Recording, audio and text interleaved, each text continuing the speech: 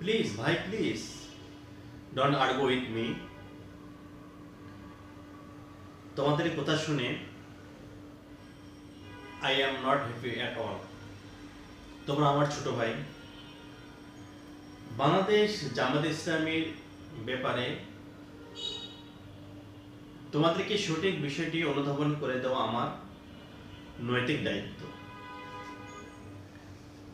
সেটি হচ্ছে, বাংলাদেশ জামাত ইসলামী এমন একটি দল যেখানে মানুষের মৌলিক অধিকারকে হরণ করা হয় না।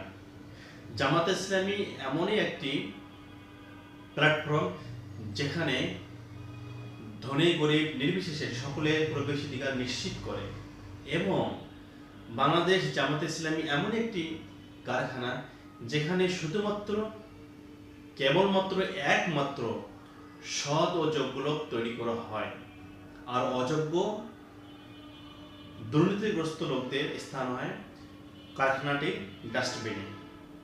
প্রিয় দর্শক শ্রোতা, আপনারা মূল্যায়ন করুন আমার কথাটি সঠিক কিনা, কমেন্টের মাধ্যমে জানিয়ে দিন ইনশাআল্লাহ।